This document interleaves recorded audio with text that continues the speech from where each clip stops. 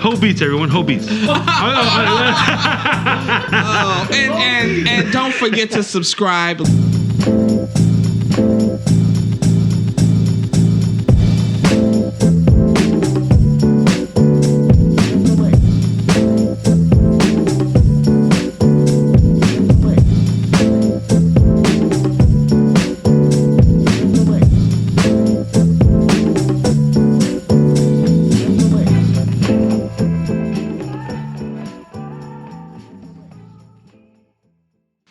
Ladies and gentlemen, see, you messed me up. Ladies and gentlemen, I am Melvin Banks. And this is Ito. And we are the Carbonation Conversation. Reviewing Paramount Plus Halo Season 2, Episode 6. And before we get into that, don't forget to like, subscribe, ring that bell. Ding. And also comment. Give us some new beer recommendations because I'm tired of Ito picking the same shit over and over again. Hey. Although it is delicious, delicious. It's on sale. Hey, wow, that's on sale. That's actually okay. You know what? I'm not going to trip. You can't pass it up. It's on sale. Yeah. Happy New Beer. Mug. Happy New Beer. And shall we dive into the Ito's making me take shots now in the beginning of episodes a scene right here.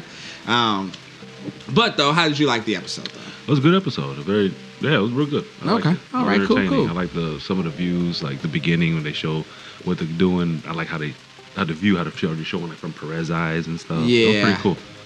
Okay. Let's get into it. Is there a specific person you want to? I'm really digging Perez. I am too. She's grown on me a lot, and it's so funny because I don't really think of her as like a Spartan, like the first group that we started with, but technically she is. But I wonder, did she go through what they went through? No, they don't have like their same abilities and stuff like that. Yeah, because she regular didn't people have just the in armor. pellet in there. Yeah, no, she's nothing just, like that. Yeah, okay, so she's just like infantry, but has worked her way up. Yeah. But yeah, she's still a badass. That's why I was wrong. I was like, yeah. Okay, I'll take it to her.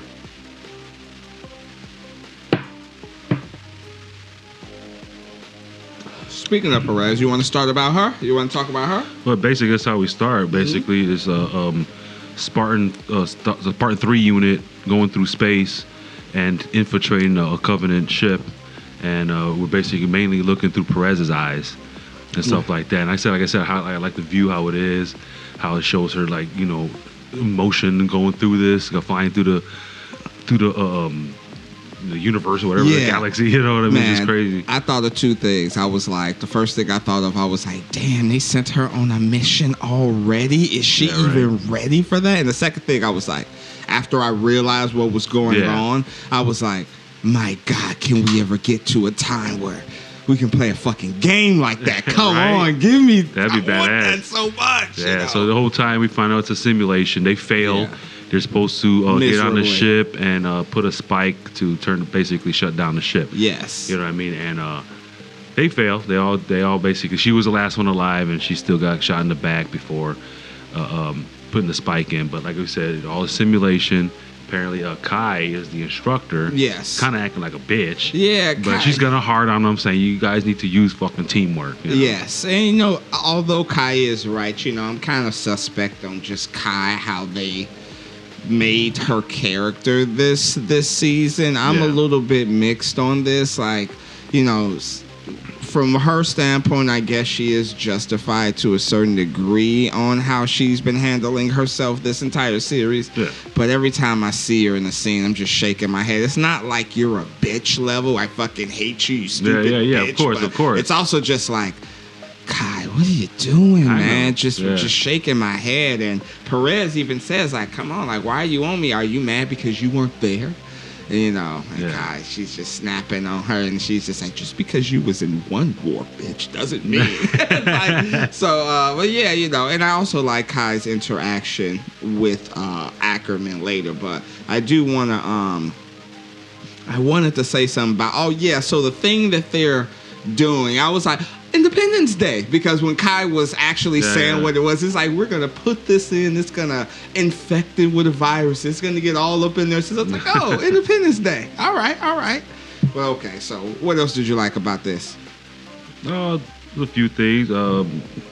Even the Paragonski and Ackerson have that little talk, basically like, she tells him like, oh, there's been sightings of Halsey. Yes. She's like, no, it can't be true. And he's like, yeah. Tells her some weird story about the tea.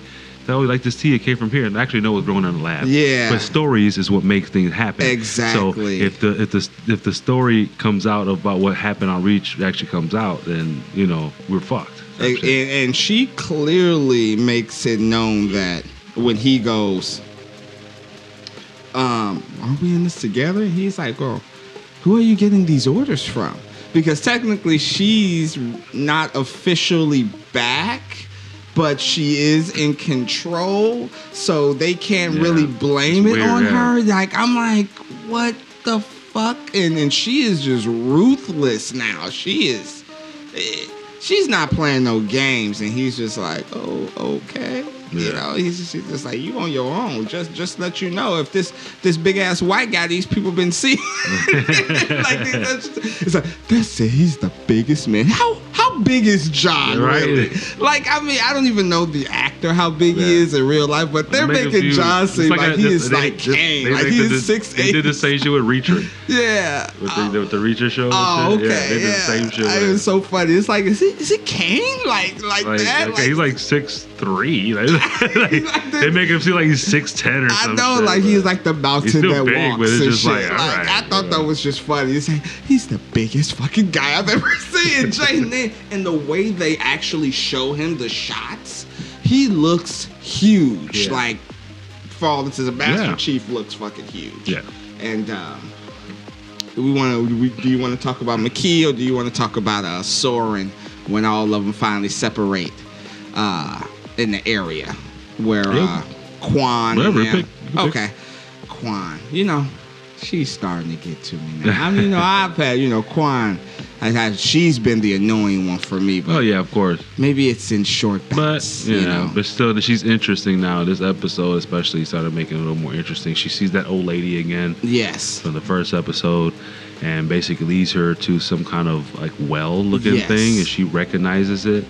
And the enemies are chasing them because at this time, John is scoping out the area at the same time, and next thing you know, they do send some troops because they did spot these guys, and so she runs off. Halsey disappears. It tells Soren she knows where they got Kelsler, their son.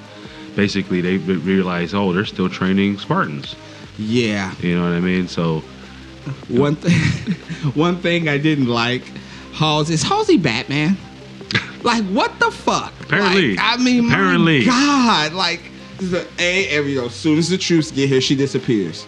And then, John and Soren are kind of like, yeah, that is Halsey being Halsey. Exactly. And then all of a sudden, when Quan goes down to fucking, she's there. Like, what the fuck? And then I've been expecting you. Like, what the fuck is this?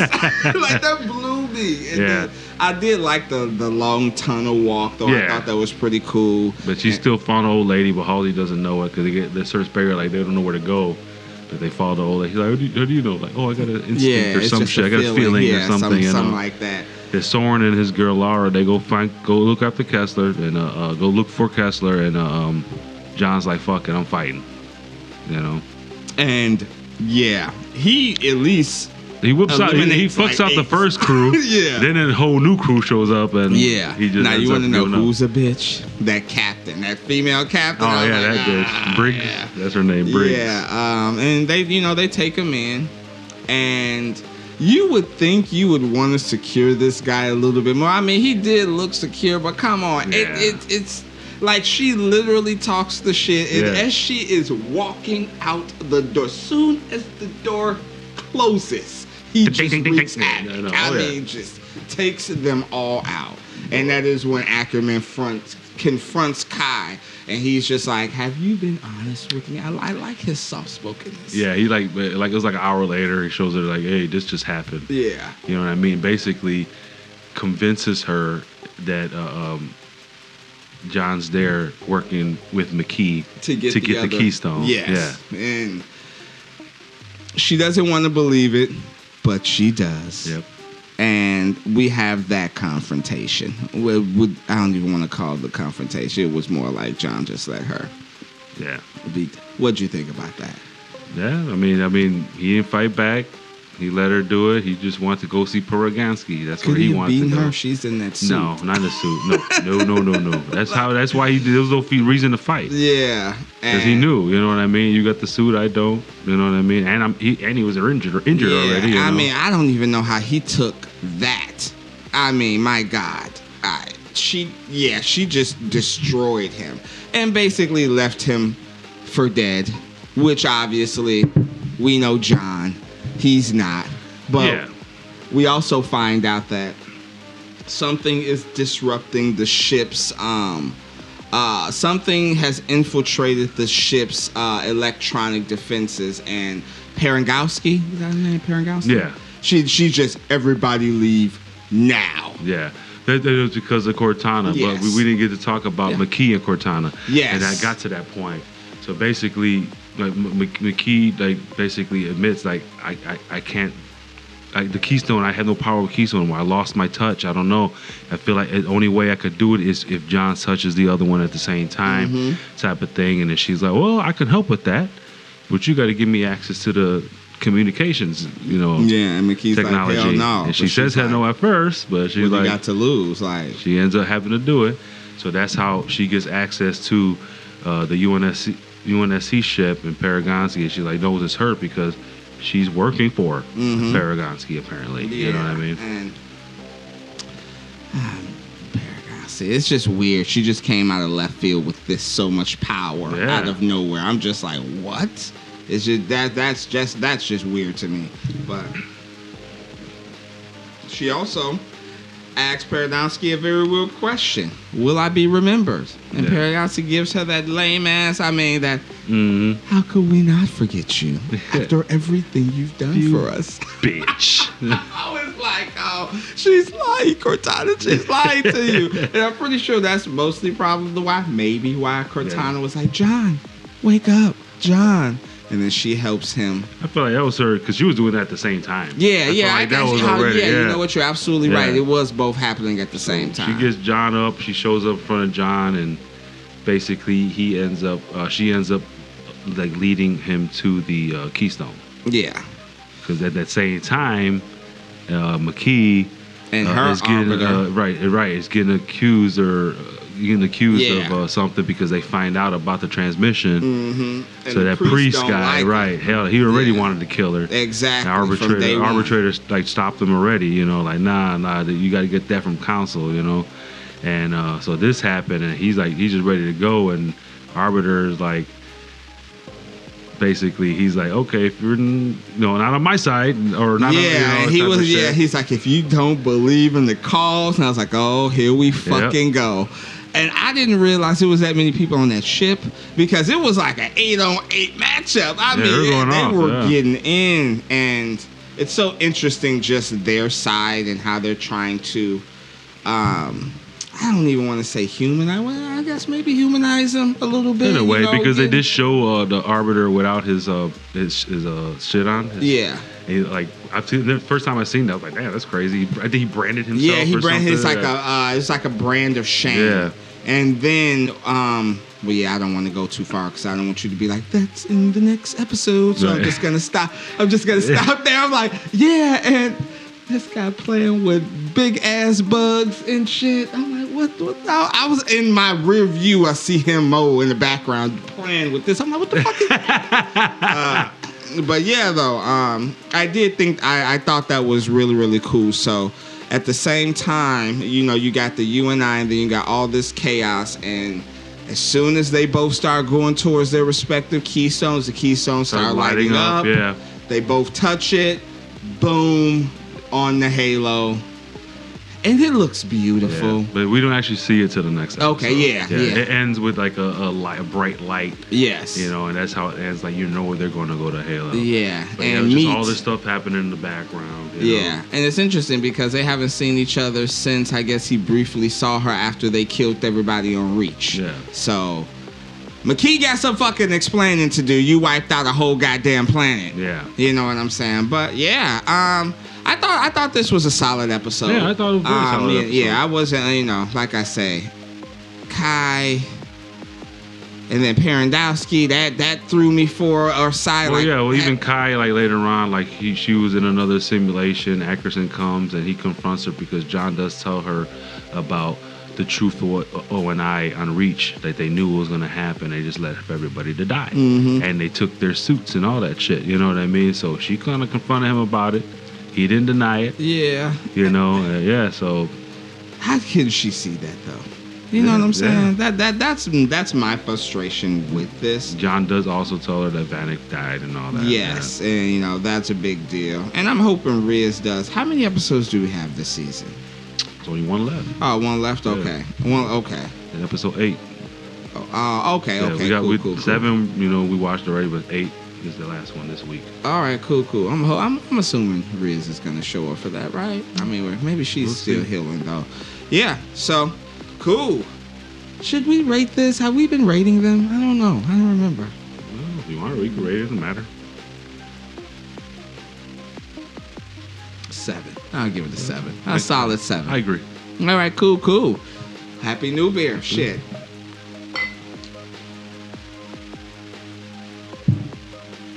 Ladies and gentlemen, I am Melvin Banks. And this is Ito. And we are the Carbonation Conversation.